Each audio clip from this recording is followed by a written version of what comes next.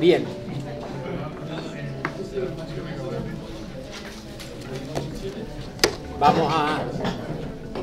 Vamos a retomar entonces.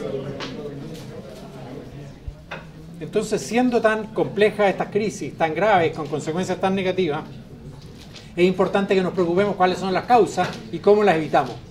Estábamos diciendo que las causas tienen que ver generalmente con algún exceso de gasto o público o privado.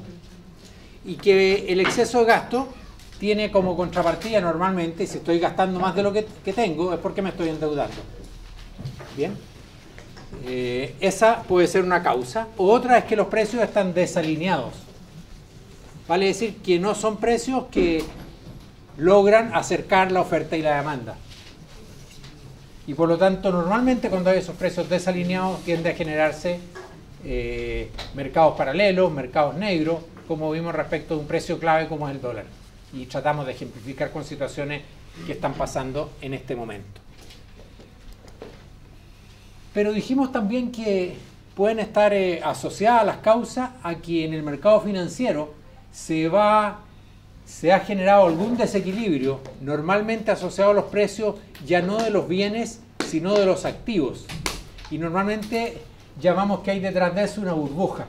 Se han creado condiciones en las cuales hay precios, hay condiciones que no son sostenibles. Y tal como una burbuja, de repente llega un punto y explota. Y es muy grave cuando eso pasa con un activo financiero importante. Por ejemplo, a veces por alguna razón empiezan a subir los precios de las propiedades, de la tierra o de los bienes inmobiliarios y suben a un nivel que es excesivo. Pero cuando está subiendo, a veces no nos damos cuenta que eso es excesivo. Hasta que revienta. Pero ¿cómo pudimos haber considerado esto razonable? Pero mientras eso está pasando, compradores y vendedores pueden considerarlo normal. Y eso, cuando pasa en activos importantes, cuando pasa de manera muy generalizada, se convierte en una crisis del mercado financiero. Por eso que el mercado financiero es un mercado que tratamos de regular de manera muy estricta, para evitar este tipo de situaciones y porque, a diferencia de otros, depende mucho de la confianza.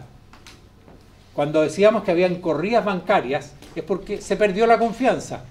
Se creyó que si no voy a retirar mi dinero, no va a estar. Y la verdad es que en el banco hay menos porque el dinero que yo deposité está prestado.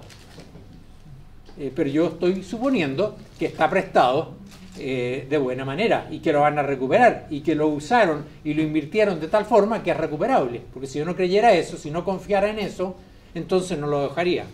Y si muchos pierden simultáneamente la confianza en que los dineros están bien invertidos y que el banco los va a recuperar, o la institución financiera los va a recuperar, se produce una corrida. Por lo tanto, son entidades que están reguladas porque están basadas de manera muy importante en la confianza. Y si fallan, falla todo el sistema, porque son básicas. Bueno, estas son crisis, llamémoslo así, de situaciones internas, pero a veces las crisis vienen del exterior y a veces se juntan. Situaciones internas con situaciones externas. Puede que en nuestro país la situación esté normal, no hay excesos de gastos, el sistema financiero funcione bien, los precios están alineados, pero hay una crisis fuera. Y como estamos todos relacionados, esa crisis fuera puede generar un problema importante.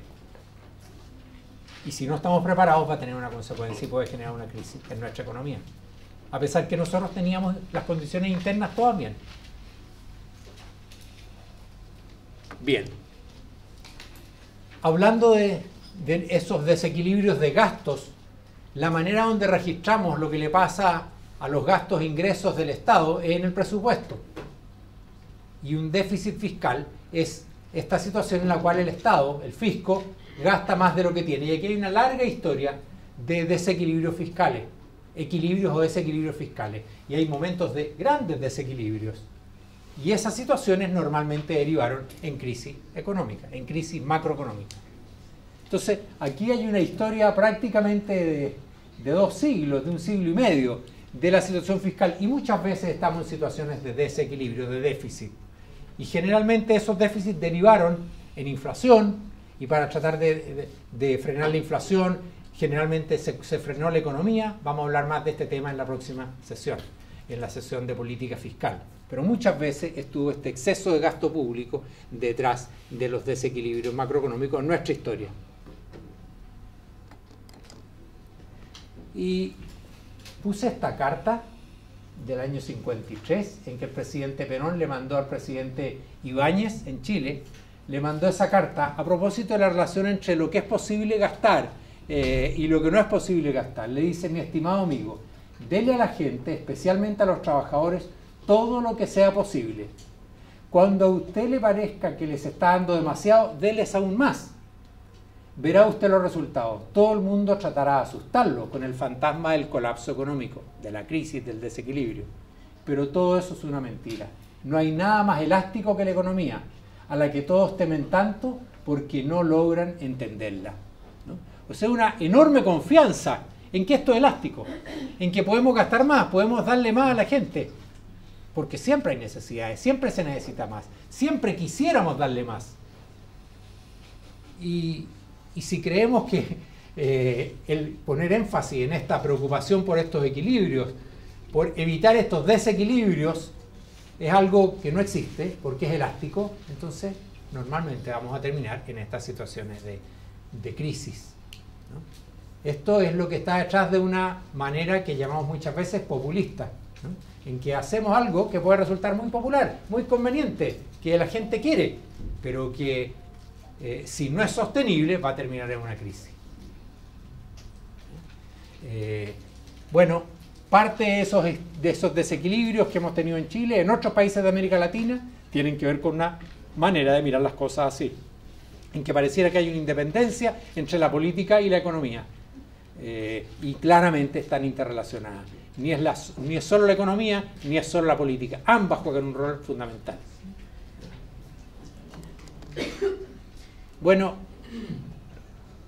a raíz de todas esas situaciones de desequilibrios a las que hablaba, un famoso libro de historia económica de Chile llamó a nuestra historia un caso de desarrollo frustrado, ¿no? No lográbamos, vimos las primeras láminas en que estaba la evolución del producto por habitante en Chile y vimos cómo durante décadas no lográbamos crecer. Y eso llevó a que Aníbal Pinto definiera nuestra historia, nuestra experiencia como un caso de desarrollo frustrado, ¿no? Tiene que ver precisamente con esta frecuencia de desequilibrios y de crisis externas, crisis macroeconómicas internas y externas que nos impedían crecer de manera sostenida. En la medida que eso se supera, y aquí hay una crisis, hay una historia larga, ¿no es cierto? En la medida que eso se supera, el país puede crecer, tal como aparece en este registro del crecimiento desde principios del siglo hasta ahora, ¿no? Las crisis nos llevaban, tal como vimos en las láminas anteriores, nos llevaban a retroceso y después varios años para recuperar. Y ahí hay varios episodios. Y el hecho de evitarnos crisis y tener la continuidad de crecimiento de todos estos años ha permitido que el país crezca. Visto en términos relativos, ¿qué le pasa a la relación entre el producto por habitante en Chile comparado con proporción del de Estados Unidos? Durante el periodo antes de los últimos 25 años, esa brecha aumentaba. Nuestra proporción del ingreso promedio en países como Estados Unidos, podríamos haber tomado otros países, era cada vez menor. Y ahora ha logrado recuperarse y crecer. Entonces, el gráfico anterior mostraba la situación en términos del producto por habitante, en términos absolutos. Aquí está relativo a otro país que tiene ingresos más altos. Entonces, este es una manera de mostrarlo a través de nuestro ingreso relativo a otro o en términos absolutos, esta consecuencia de las crisis. Bueno, yo les decía que parte del problema era el endeudamiento del Estado o de los privados, del sector público o del sector privado. Esta lámina presenta la deuda del Estado en Chile. Las barras azules está representado como producto como porcentaje del Producto Interno Bruto. Las barras azules muestran la deuda y las barras rojas muestran los activos, o sea, lo que el Estado tiene como activos financieros. Yo normalmente tengo deuda y también tengo algunos activos, ¿ya? que pueden estar invertidos en el exterior, en fin, son activos financieros que tiene el Estado. Entonces, a principios de los 90, el Estado tenía deudas de alrededor del equivalente a 45% del producto. Y casi no tenía activos, tenía muy poquitos activos, 2% del producto, los necesarios para el funcionamiento normal del Estado. Bueno, desde en esa época, sistemáticamente la deuda se ha reducido. Sistemáticamente la deuda se ha reducido. Y los activos han aumentado. Entonces, vamos a ver para la próxima sesión un artículo que se llama Del déficit permanente a superávit permanente, ¿ya? O estructurales. ¿Ya? Entonces, lejos de ser una fuente de desequilibrios, como fue durante muchas décadas, el Estado ha entrado a controlado fuertemente esos desequilibrios, posibles déficits, y eso se traduce, como yo les decía recién, en menos deuda y más activos financieros, más estabilidad macroeconómica.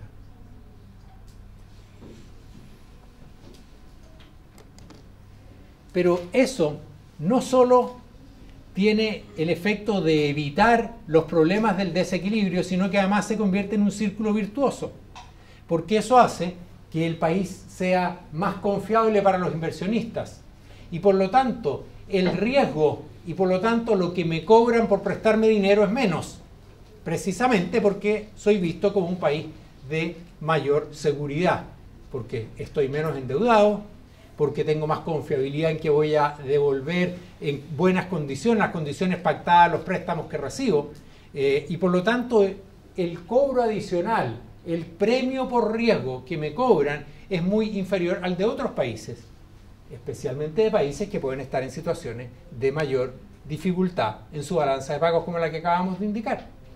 Y esto significa que los créditos que obtengo, los obtengo en condiciones mucho más favorables. Por lo tanto, una inversión se puede financiar en condiciones más favorables. Y una inversión que en otras condiciones podría no ser rentable, se hace rentable si yo puedo financiarla a menor costo. Entonces aquí hay, comparado con otros países de la región, el costo, el premio por riesgo. Entonces, no solo esa situación de estabilidad macroeconómica, en ese caso de estabilidad fiscal, de menor endeudamiento del Estado, tiene el efecto de evitar posibles desequilibrios, sino que además se convierte en un círculo virtuoso porque eso reduce los costos de financiarme. Y si yo me puedo financiar más barato, hay una serie de proyectos que ahora sí van a ser rentables y que no lo serían en otras condiciones. Y el que se compra una casa, hablamos recién de un crédito hipotecario, esos créditos hipotecarios van a ser más baratos. O sea, el dividendo por comprar la casa, gracias a esto, es más barata. Aquí en este caso, a un inversionista, más que comprar un bono de Chile, le conviene comprar un bono de Brasil, que va a rendir más. Normalmente lo que voy a hacer es diversificarme y tomar por los riesgos de distintos países, pero ciertamente van a haber bonos de otros países, aquí están los de América Latina, pero podemos tomar de más países en que pueden tener un premio mayor, justamente porque hay una percepción mayor de riesgo. Y sí, podemos invertir afuera, inversionistas chilenos pueden invertir en eso en vez de invertir acá porque les resulta más rentable. No solo por diversificación, porque aunque hubiera rendimientos similares por diversificación me conviene invertir en distintos lados. Y ahí hay premio por riesgo de Chile y de otros países de menor riesgo, como los países de la OECD que están acá, o de mayor riesgo incluso algunos países de la OECD, producto de la crisis que ellos han estado teniendo. ¿Ya? Lo mismo ahora en perspectiva no solo América Latina, sino que también con otros países, cuál es el premio por riesgo. Y ustedes ven cómo las situaciones de desequilibrio macroeconómico tienden a establecer premios por riesgo mucho mayor. Algunos de ustedes en la tarea leyeron sobre Grecia y sobre la crisis en Grecia. Bueno, la crisis en Grecia no solo tenía los problemas que ustedes vieron por desempleo, que afectaba a la gente, que ustedes, tal como ustedes leyeron, sino también está con un premio por riesgo extremadamente alto, con lo cual financiarse para hacer inversión es imposible. ¿Ya? Es parte de la crisis, otro elemento más de la crisis que están viviendo. Bien. vamos a hablar un momento de la gran crisis macroeconómica que ha vivido el mundo en los últimos años. A partir del año 2008, estamos viviendo una crisis de la cual todavía no terminan de salir los países desarrollados. Y se ha llamado la Gran Recesión. A diferencia de la Gran Depresión del año 29, a esta se le ha llamado la Gran Recesión. Y empezó en septiembre del año 2008. Ahí se gatilló. Empezó a generarse las condiciones de crisis antes de eso, naturalmente. Pero gatilla en septiembre del año 2008. Y creo que esta lámina refleja más o menos bien algunos elementos de la crisis. Y vamos a hablar de esto, ya que es una crisis de carácter macroeconómico. Vamos a hablar de ella y vamos a ver qué características ha tenido, cómo nos ha afectado a nosotros, cómo le ha afectado a otros países, qué causas hay detrás, qué lecciones sacamos, ya que tiene que ver con algo que ha estado viviendo la economía mundial durante estos años y que tiene que ver precisamente con lo que estamos mirando en esta sesión, que es sobre los desequilibrios macroeconómicos, el manejo macroeconómico y qué consecuencias puede tener para la marcha de la economía. Bueno, lo primero es que es un avión en el cual están todos los países. La economía global está interrelacionada a tal punto que si le pasa algo, a todos les afecta. A uno les afectará un poco más, a otros menos, pero están todos en el mismo avión. No está en una situación muy confortable ese avión, ¿no es cierto? Pero por lo menos no se hundió. O sea, la economía ha tenido una gran recesión, pero no se ha hundido, ¿no? No ha tenido porque en algún momento hubo riesgos de que hubiera un colapso mayor. Y por lo tanto es pertinente que no se haya hundido, como en algún momento se temió en que no había posibilidad de manejar adecuadamente la economía mundial, y como está enteramente interdependiente entre los países, lo que pasa en uno afecta a otros. Ya les decía que el año pasado hubo un problema en Chipre, pequeño país, un problema en su sistema financiero, y eso afectó a buena parte del mundo, a pesar que era una pequeña economía. Bueno, la interrelación hace que si hay un problema como aquí, que partió y se gatilló en las economías más desarrolladas, con mayor razón, ¿no es cierto?, afectó a casi todo el mundo. Pero logró evitarse que esto produjera un colapso. Y en parte se evitó que se produjera un colapso, porque personas que tenían grandes responsabilidades en las principales instituciones eran muy conocedores de lo que había pasado en la Gran Depresión. Entre ellos el presidente del Banco Central de Estados Unidos, del Federal Reserve, era un estudioso de la Gran Depresión del año 29. Y por lo tanto tenía muy claro los riesgos que se estaban enfrentando y las maneras en las cuales se podía tratar de evitar que este avión se hundiera. Pero lo otro que muestra esa lámina es que es bastante difícil que ese avión despegue. Y por eso que una crisis que que gatilló el año 2008, ¿no es cierto?, ha costado enormemente que los países puedan salir de esa situación, los países que han estado en crisis. Entonces, la economía global ha estado afectada, especialmente las economías desarrolladas, por esta situación de crisis que se gatilla en septiembre del año 2008 y de la cual todavía no pueden salir. Y vamos a indagar un poquito más respecto de cuáles son los factores que han estado detrás de esto. Antes de eso, algunas variaciones, algunos indicadores. Vamos a mirar nada más que estas dos láminas, después ustedes pueden mirar en más detalle el resto, pero decíamos que a veces se producen burbujas con los precios de los activos. Bueno, este es el valor de las casas, de las viviendas en Estados Unidos. Y miren a los ritmos en que estuvo decreciendo, después de haber estado creciendo mucho. Estos son porcentajes de variación, estuvo decreciendo a partir de la crisis, a tasas de cerca del 20%, el valor de las viviendas. Ese es un índice del promedio del valor de las viviendas, cayendo en su precio a tasas cercanas al 20%. Y ha costado mucho que se recuperen. Todavía hace pocos años seguían cayendo. No es el nivel, sino que la variación. Y este es el valor del índice de las acciones. ¿Ya? Entonces está a un nivel alto antes de la crisis y luego hasta durante el año 2008, ¿no es cierto?, se produce una fuerte caída en el valor de las acciones que reflejan el valor de las empresas, ¿ya?, a raíz de la crisis. Entonces, de nuevo, una situación que afecta a los activos financieros, valor de las empresas en bolsa y valor de las viviendas o de los activos inmobiliarios.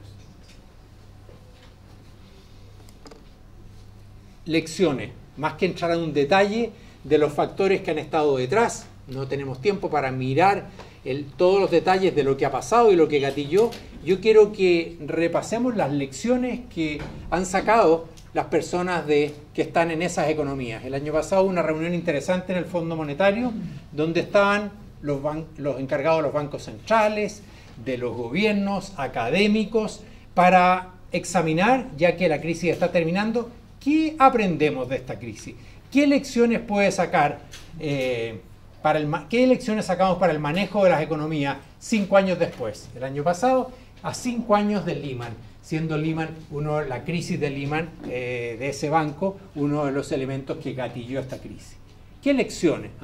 Y el que va a sacar las lecciones, que hizo el resumen de la reunión, el economista jefe del Fondo Monetario, que se llama Olivier Blanchard, y voy a anotar, tal como él los anotó, 5 de las principales razones, lecciones aprendidas en esta crisis. Creo que es relevante mirarla. Primero dice, tenemos que ser humildes. Tenemos que ser humildes. Primero, ser humildes porque no nos dimos cuenta que esto estaba produciéndose, que esto que se estaba acumulando, porque las crisis no surgen de un día para otro, sino que hay factores que llegan y van contribuyendo hasta que en un determinado momento se produce la crisis. No parte de un día y al día siguiente se explota la crisis, sino que hay factores que se van acumulando y que no hubo capacidad, para la gran mayoría de los responsables de las políticas económicas en esos países, no hubo la capacidad para verlas. Probablemente por un periodo largo de estabilidad previo, por un periodo de bonanza, de crecimiento, parecía que todo andaba bien. Exceso de confianza. ¿Ya?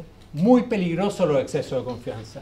Donde pareciera que la economía está marchando bien, lleva mucho tiempo marchando bien, pareciera que no tenemos que preocuparnos y que podemos seguir a lo mejor endeudándonos, que podemos seguir confiados en que las cosas no tienen por qué cambiar, no tienen por qué ser distintas. Por eso yo le he puesto énfasis en que ustedes miren la experiencia en que sí han sido distintas las cosas, en que sí hemos tenido inflación, en que sí hemos tenido desempleo alto. ¿Ya? Entonces, una de las lecciones, oye, tenemos que ser más humildes, no fuimos capaces de darnos cuenta de que esto venía, y llegado el momento muy difícil manejarlo, ¿no? Tremendamente difícil manejarlo. Parece que la estabilidad previo a la crisis nos llevó a esto. Justamente, la bonanza nos produjo un exceso de confianza. Y lo otro, es muy importante darse cuenta, estar consciente de que hay cosas que no sabemos, que hay cosas que están pasando que no las sabemos. Hay que tener más humildad para darse cuenta de qué cosas, no pretender que sabemos todo, sino que hay cosas que no sabemos y que no sabemos cómo abordarlas. Segunda conclusión, aparte de esta, de la humildad. El sistema financiero es tremendamente importante. Importa mucho lo que está pasando con el sistema financiero. Mucho. Y en los modelos de análisis económico no tenía un rol tan protagónico en sus análisis, en la mayor parte de los modelos de análisis económico, que usaban las personas tomando estas decisiones, y a cargo del monitoreo y de las políticas macroeconómicas principales. Bueno, este sistema no tenía ese rol tan clave que jugó en la crisis y que juega en las dificultades para salir de la crisis. Tercera conclusión, hay una gran interconexión. Si la economía mundial ha estado interconectada, ahora está mucho más con este proceso de globalización y de mayor interconexión entre las economías de todo el mundo. Ciertamente que a nosotros nos afectó enormemente la crisis del año 2008. Yo en esos años estaba en Codelco. En julio del año 2008 el precio del cobre era más de $4, $4.07. El precio más alto en julio del 2008. El precio más alto en términos nominales que nunca había habido. Todo parecía marchar bastante bien. Bueno, la crisis se gatilló en septiembre, me acuerdo perfecto, justo antes del 18 de septiembre, y el precio llegó hasta $1.25 en diciembre de ese año. O sea, menos de la tercera parte. Pero peor que eso, durante algunas semanas no sabíamos si las empresas que nos compraban, nuestros clientes, podían poner órdenes de compra, porque las órdenes de compra se ponen a través de cartas de crédito en los sistemas y usan cartas de crédito el sistema financiero. Y todo el sistema bancario internacional estaba cuestionado, porque habían algunos bancos que estaban en problemas y no sabían qué bancos no estaban en problemas. Yo les decía antes, a propósito de las posibles corridas bancarias, que todo se basa en la confianza. Bueno, no había claridad respecto de qué bancos estaban en problemas, de los grandes bancos en el mundo y cuáles no. Por lo tanto, el sistema de pagos de importaciones y exportaciones estaba en dificultades. No era solo un tema de precio. Entonces vivimos, tal como se vive ese avión, con dudas de si el avión que ya estaba en el agua iba a lograr mantenerse ahí o iba a hundirse. ¿Ya? O sea, se iba a producir un colapso. Interconexión entre todas las economías. Uno de los factores que ayudó a que ese avión no se hundiera, tiene que ver con que la economía china, una economía que cada vez tiene más importancia, como hemos visto, fue capaz de poner un impulso muy grande. Y ellos dijeron, vamos a impulsar mucho para evitar que este efecto que está pasando en otra parte llegue y frene nuestro crecimiento. Y eso ayudó en parte a que la economía mundial se estabilizara, además de una serie de acciones que tomaron los distintos gobiernos, partiendo por los países que eran origen de la crisis. Bueno, cuarta lección de las personas que están con responsabilidades sobre las economías de los países que han estado en esta crisis, de los países desarrollados principalmente, dice, no sabemos si alguna de las herramientas que estamos usando en la crisis funcionan y cómo funcionan. Porque cuando se produce una situación de este tipo, los bancos centrales bajan sus tasas de interés. Bajan sus tasas de interés para tratar de abaratar el costo del crédito y hacer, ¿no es cierto?, estimular la demanda por crédito y generar mayor, así, actividad política monetaria expansiva.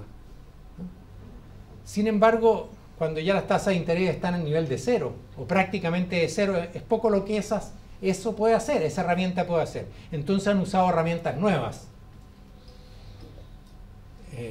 de directamente entrar a comprar activos financieros. ¿Ya? Y han usado los bancos centrales herramientas nuevas para enfrentar esta crisis. Bueno, pero no sabemos bien si van a funcionar y cómo funcionan y qué consecuencias van a tener parte de estas medidas que se han estado adoptando. Entonces, de nuevo, esto de la humildad, esto de no saber bien cuál es el real alcance de lo que estamos haciendo. Y por último, un problema con los bancos centrales, porque parte de la política la han hecho en los países que han estado en la crisis, en Estados Unidos, en Europa, parte de la política la han hecho los bancos centrales, en parte por problemas con la política fiscal, y han tenido que tomar acciones que no estaban dentro de sus funciones, no estaba dentro de las acciones que originalmente se había pensado para estos bancos centrales que son independientes. Entonces, un problema con los bancos centrales. Pero este es un problema con el diseño de las instituciones. Pero quiero destacar especialmente las anteriores, ¿no? Las anteriores conclusiones. Importante reconocimiento respecto de las personas que han tenido responsabilidades sobre el manejo de la crisis macroeconómica. Bien, quiero ir cerrando estos temas haciendo referencia a algunos aprendizajes que quiero que saquemos respecto de la política macroeconómica. El primero es que estos desequilibrios pueden ser tremendamente costosos. Ya lo hemos visto en distintas formas. Vimos los costos de crisis financiera, cuánto le costó a los países, a los estados, y en definitiva si los paga el Estado lo termina pagando toda la comunidad. Vimos las consecuencias personales del desempleo, de las crisis de inflación. Entonces, tremendamente costosos pueden ser estos desequilibrios macroeconómicos. Por lo tanto, tenemos que monitorear y prevenir. Cuando el Banco Central en Chile y en la mayoría de las partes publica regularmente, de hecho lo hace trimestralmente, ¿sí? Trimestralmente, un informe sobre la marcha de la inflación, dicen ellos, pero en realidad sobre la marcha de la macroeconomía. Y uno de los elementos que cuando ustedes vean se llama el IPOM, Informe Política Monetaria.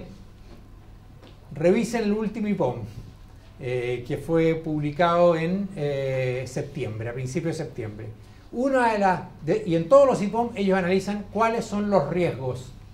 Y en cada informe que hacen de política monetaria están hablando cuáles son los riesgos. Monitorear y prevenir. Saber cuáles son los riesgos para actuar en función de lo que esperamos que pase, de lo que puede pasar a futuro. Esos son los riesgos. Fundamental. Para anticiparnos, para tratar de prevenir. Las crisis. Muchas veces es posible postergar. Es posible no tomar una medida que hoy día puede resultar costosa. Alguien me preguntaba, ¿por qué, a propósito del dólar blue, para seguir el ejemplo de un dólar paralelo, por qué no subir el dólar? ¿No es cierto? ¿Por qué se ha llegado a esta brecha? Normalmente porque pensamos que tomar una medida tiene un costo, de hecho tiene un costo, y por lo tanto lo postergamos. Y eso muchas veces, si es que la situación no es pasajera, sino que es permanente, termina acumulándose y cada vez se hace más difícil. Cada vez el costo de hacerlo es más difícil. La crisis del 82, a la cual nos hemos referido, tuvo un elemento de crisis cambiaria, de crisis de balanza de pago. Durante un tiempo largo, el dólar tenía un valor fijo. ¿Algunos de ustedes le contaron cuál era el valor del dólar el año 82? 39 pesos. Imagínense, todos los años que han pasado y la gente se acuerda. Porque durante varios años estaba fijo en 39 pesos. Independiente de que hubiera inflación en el país. Independiente de que el resto de las cosas subieran, el dólar se mantenía en 39 pesos. Era fijo, hoy día es flexible, cambia según las condiciones. Y al ser fijo se fue produciendo un desequilibrio. Y entonces, al principio, algunos decíamos, en fin, se comentaba, esto no se va a sostener. Y otros decían, sí, se va a sostener y nos va a ayudar a mantener estabilidad de precios. Bueno, al principio no era tan grande el desequilibrio, pero a medida que pasa el tiempo, cada vez hace más difícil el desequilibrio y más difícil corregirlo. Porque había muchas personas que se habían endeudado en dólares. O sea, sus deudas no eran en pesos ni en UF, sino en dólares. ¿Por qué? Porque si está a 39 pesos, siempre voy a pagar la misma cantidad de pesos. Se viene endeudado, denominado en dólares. Yo tengo que devolver el equivalente en dólares. ¿Ya? Entonces, naturalmente que de evaluar, aumentar el valor del tipo de cambio en esas circunstancias era muy difícil porque había mucha gente que tenía sus deudas en dólares. Porque además se había comprometido a que iba a mantenerse en 39 pesos. Porque además si subía, ¿qué iba a pasar con el costo y con la inflación? ¿Qué iba a pasar? Iba a aumentar, ¿no es cierto? Porque todo lo que es importado iba a subir de 39 pesos a lo que fuera. 10%, 50%, 100%, no se sabía. Entonces, de nuevo, ¿no? Es posible postergar al principio. Trato de postergar porque en realidad esto tiene una serie de problemas. Pero en la medida que postergamos más veces, cada vez el problema se vuelve mayor. Al final hay descontrol y costos mayores. Por eso es importante distinguir si esta situación es permanente o es transitoria. Y los costos de estos desequilibrios se traducen en crecimiento, como vimos, desempleo, crecimiento. El otro factor que ha sido tremendamente importante tiene que ver con las instituciones. Y vamos a hablar más de instituciones, ya hemos hablado algo en las clases anteriores, pero vamos a hablar más de instituciones, de aquellas instituciones que tienen que ver directamente con la política macroeconómica. la manera en que se administra el Banco Central, que el Banco Central hace la política monetaria, la política fiscal, la política presupuestaria, la manera en que regulamos las instituciones financieras. Si dijimos que lo que pasa con las instituciones financieras que se basan en la confianza es muy importante, entonces, ¿cuáles son las reglas que las rigen? Es fundamental. ¿Ya? Entonces, temas claves tienen que ver con las instituciones que se encargan de las políticas que hice en relación con la macro. El fisco, el Estado, su presupuesto, los gastos, impuestos, el Banco Central, la manera en que se administra y las instituciones financieras, bancos y otras instituciones financieras. Y por último, está esta interconexión entre los países. Interconexión cada vez mayor en términos de comercio, en términos de flujos de préstamos, depósitos, inversiones. Hay mucha interconexión. Entonces, tenemos que estar atentos y tenemos que tomar seguros. Tenemos que prevenir que pueda haber un problema en otra parte que no depende de nosotros, pero que nos va a afectar. ¿No es cierto? No depende de mí que haya un terremoto, pero naturalmente que me va a afectar, por lo tanto yo trato de tomar un seguro contra eso, para que si esa eventualidad se produce, yo tenga cómo enfrentarlo. Lo mismo le pasa a los países en esto, ¿no? Tengo que tener flexibilidad. Si hay un cambio internacional y yo tengo fijado el tipo de cambio en 39 pesos, a lo mejor no voy a poder responder, porque necesitaría cierta flexibilidad que a lo mejor subiera el precio del dólar frente a esa circunstancia. Entonces, seguros contra riesgo, flexibilidad se vuelven fundamentales, dada la interconexión y dado que hay muchas cosas que pasan en el resto del mundo que me influyen mucho y que no dependen de nosotros. Sí depende de nosotros lo que hagamos para enfrentar una vez que se producen esas situaciones, para prevenirlas, para mitigar los riesgos y para tener la flexibilidad necesaria. Y por cierto, prudencia, humildad, decía Olivier Blanchard en la conclusión de la reunión de ellos, prudencia, no solo las autoridades políticas, de todos los actores, ¿no? Y por eso es importante estudiar y aprender de la historia, ¿no? Estudiar y aprender de otras circunstancias que han pasado antes, para que, a pesar que podemos hoy día no tenerlas, no caer en un exceso de confianza. Esto vale para las autoridades, pero vale para el que es responsable de una empresa, los que son responsables de una empresa. Si tengo un problema, si estoy enfrentando una caída en las ventas, ¿cómo abordo esta situación? ¿Con qué criterio? ¿Ya? Si hay una desaceleración, ¿cómo enfrento esto? ¿Ya? Y eso requiere una cierta experiencia, un cierto conocimiento, aprendizaje de otras situaciones como esa, para ver cómo las abordamos. Entonces, estamos hablando de nuestra economía a futuro. Parte de lo que podamos hacer a futuro tiene que ver con cómo seamos capaces de manejar esta política macroeconómica por las autoridades y por cada uno de los actores.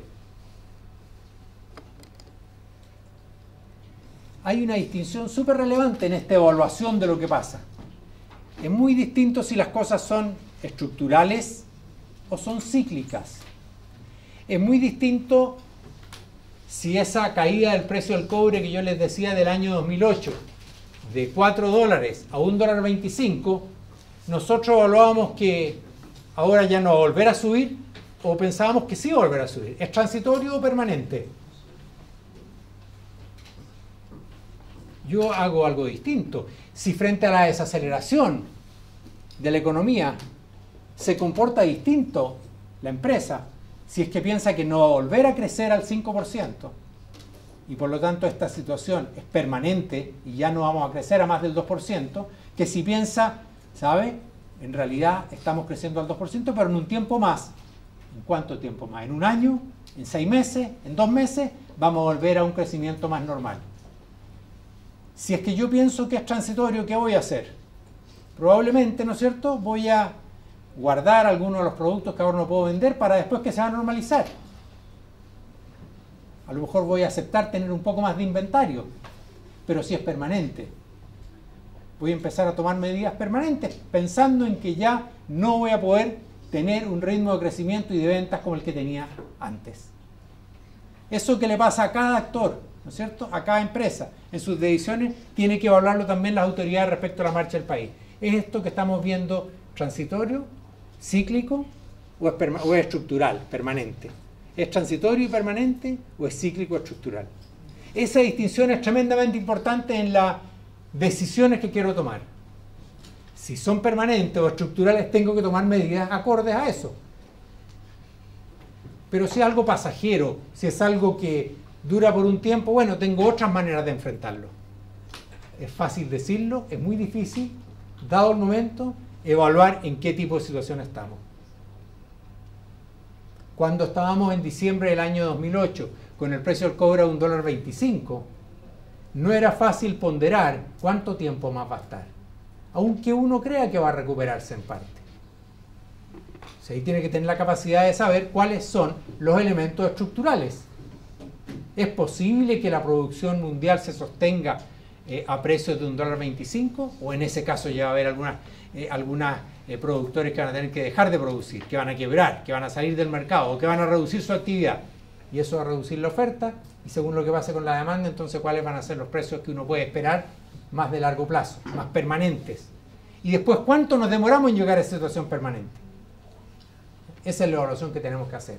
Por lo menos tenemos que conceptualmente ser capaces de distinguir. Luego precisar en qué situación estamos, mucho más difícil. Pero por lo menos ser capaces de distinguir que hay dos realidades que llevan a respuestas diferentes. Es muy distinto lo que hago si pienso que esta situación que estoy viviendo es transitoria, es cíclica, así yo considero que es permanente o estructural. Yo hablaba y les mostraba el título de ese libro, bastante influyente, bastante famoso, Chile, un caso de desarrollo frustrado. Si quisiéramos escribir uno a futuro que dijera Chile, un caso de desarrollo posible, ¿qué tiene que ver eso con lo que estamos hablando? Mucho. Porque uno de los requisitos es que tengamos una política macroeconómica responsable. Para poder tener un caso de desarrollo posible, una condición indispensable es que podamos hacer esto. Si no somos capaces de tener una buena política macroeconómica, vamos a estar en situaciones de crisis que van a impedir tener este crecimiento o desarrollo posible. ¿Sí?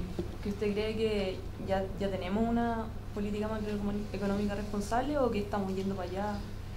Creo que la hemos tenido y que ha sido bien exitosa, como mostrado durante los últimos años. Pero eso no está garantizado.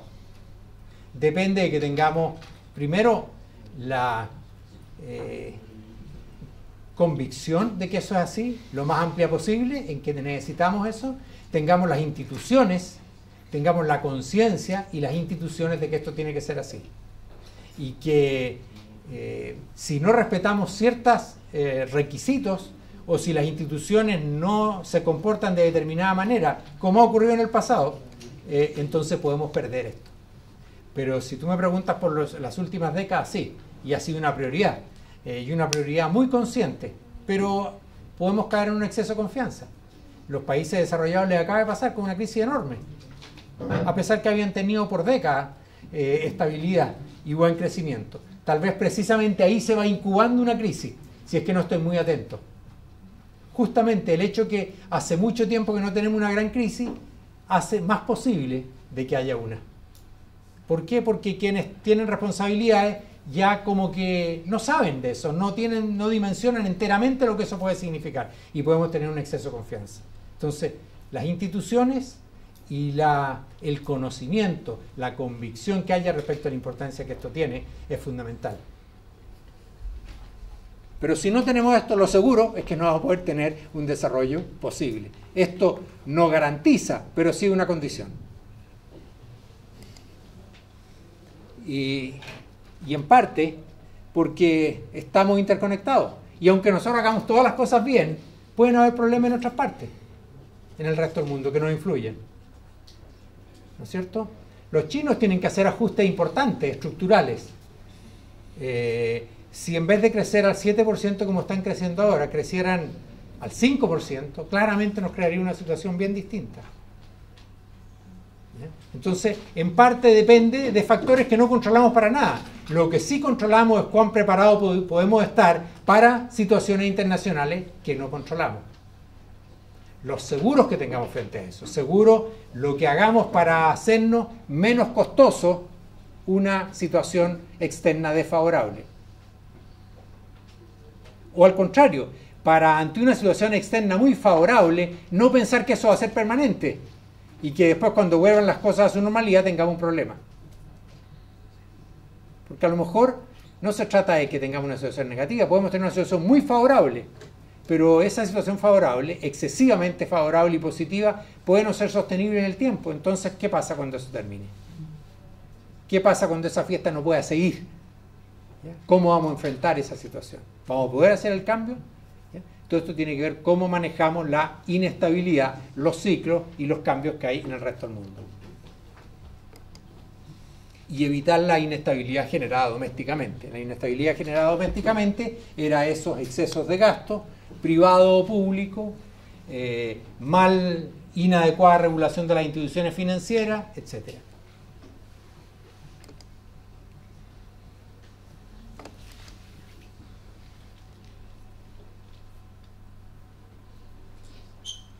Entonces, para poder escribir ese libro a futuro, Chile, un caso de desarrollo posible, necesitamos esto como condición básica.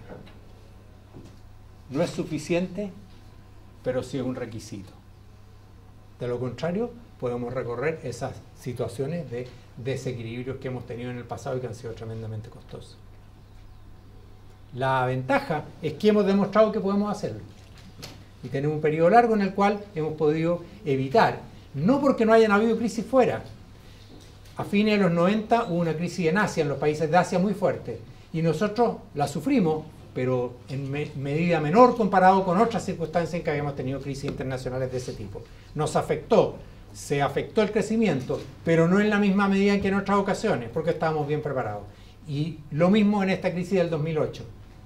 Nos afectó, pero pudimos no solo no amplificar esa crisis, como había sido tradicional en otras crisis en el pasado, sino que pudimos en parte mitigarla. Nuestro primer objetivo es que si hay una crisis afuera, no la agrandemos, no la amplifiquemos. A la crisis de afuera le agreguemos nuestros propios elementos.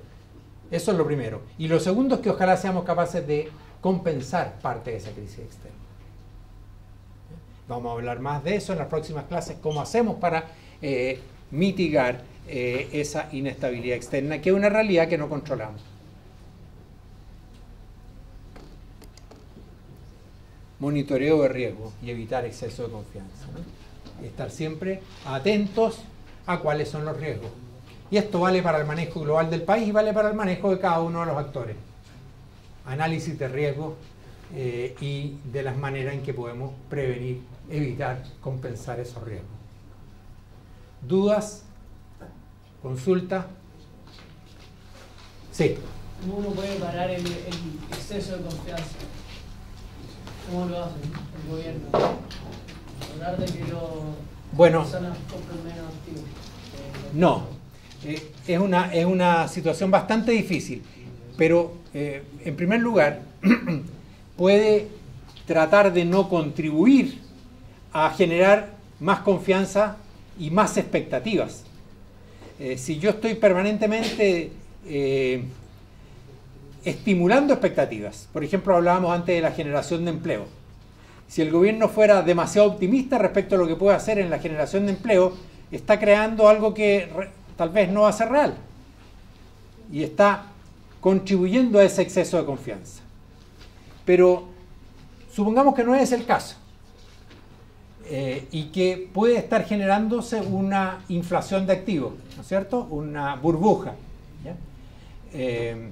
Una manera, y los bancos centrales lo hacen, es que trata de advertir. Es decir, puede haber un riesgo de esto. Estos precios están subiendo más de lo que pareciera razonable. Por lo menos, y eso están haciendo, y por eso hacen estos informes de la situación monetaria y financiera y macroeconómica, los bancos centrales, precisamente para tratar de ir creando una expectativa lo más ajustada posible a lo que parece razonable. ¿Ya? Y de hecho, si tú lees los informes de política monetaria, en algunos momentos han dicho este mercado, el mercado inmobiliario, podría estar generándose una burbuja. ¿Ya? Entonces, esa es una manera. Otra más intervencionista sería tomar algunas acciones, no solo decir, sino que hacer, para tratar de desinflar esa burbuja. Eso es mucho más polémico, mucho más complejo. ¿Ya? Pero entonces, las acciones son, primero, no alimentar la burbuja, no alimentar una expectativa falsa y un exceso de confianza. Segundo, cuando yo tengo alguna información de que veo riesgos, decirlos y compartir los riesgos. Tenemos este riesgo, estemos atentos, actuemos con la prudencia del caso. Y tercero, puede en algunos casos tener que tomar algunas medidas justamente para evitar y reducir esa inflación por ejemplo, supongamos que es un tema inmobiliario, ¿no? Podría a lo mejor poner restricciones a los créditos que se dan para la vivienda, y algunos bancos centrales han hecho eso. Entonces decir, mire, usted puede prestar, pero si hoy día presta 80 por cada 100 que vale la vivienda, podría prestar solo 75 al valor de la vivienda. Esa sería una manera de decir, mire, no quiero que se siga alimentando esto. Como digo, es el caso más extremo en términos de grados de intervención, que en algunos casos se ha hecho, que es bastante discutible y que entra a otras discusiones respecto de si le corresponde o no a un banco central hacer eso. Pero ese es el rango de decisiones. Desde la primera, que es estar atento, en ningún caso generar un exceso de confianza, aunque a veces hay déficit de confianza y las autoridades tratan de generar confianza, pero ¿es razonable esa confianza que están tratando de generar o no? No es fácil, ¿no? Es un poco más, hay que evaluar los distintos elementos en juego. Sí. Podría ser, pero si el problema está radicado, si yo creo que hay un tipo de activo que está inflado, no voy a usar algo que afecta a todos los activos como es la tasa de interés. Por supuesto que esa sería la más generalizada, pero es bastante discutible eso. Si corresponde o no, en qué circunstancias. Si yo pienso que muy generalizado podría corresponder. De hecho, se atribuye que parte de las causas de la crisis de la gran recesión, de la crisis financiera del 2008, tiene que ver con las políticas demasiado expansionistas de tasas de interés demasiado favorables que hubo previamente, que llevaron a que como los activos principales, los activos más seguros pagaban tasas muy bajas, llevaron a invertir en activos de mucho mayor riesgo a los inversionistas, y eso fue generando, digamos, problemas con esos activos de mayor riesgo. O sea, es bastante compleja la evaluación de qué hacer, como digo, de menos a más. Lo menos, tratar de no inflar las expectativas, no crear una situación de exceso de confianza. Segundo, si yo tengo antecedentes, advertir de los riesgos. Tercero, sería ya no solo advertir, sino que entrar a actuar. Si hay un mercado específico, a lo mejor actuar con una herramienta específica de ese mercado. Si es generalizado, probablemente entrar a una herramienta como la tasa de interés que afecta a todos los activos. Bien, entonces, resumo, hemos mirado una vista general de lo que son los posibles problemas y la importancia del manejo macroeconómico. Esto es algo respecto a los cuales nuestra disciplina ha dedicado bastante esfuerzo. De hecho hay una rama, ¿no es cierto?, que se llama de macroeconomía, justamente para tratar de entender, de modelar este ámbito. Un minuto y terminamos. Por lo tanto, algo bien importante, y en los cursos de macroeconomía justamente tratan de desarrollar el instrumental para entender esto y para tener una mejor macroeconomía, mejor manejo macroeconómico, que como vimos puede ser muy importante. Muy importante si se hace mal, y es un requisito para que los países se desarrollen un buen manejo macroeconómico. En las próximas sesiones, particularmente el próximo lunes, vamos a hablar de la política fiscal. Y vamos a mirar en más atención la política fiscal desde este punto de vista y también desde un punto de vista de más largo plazo. Quedamos hasta aquí.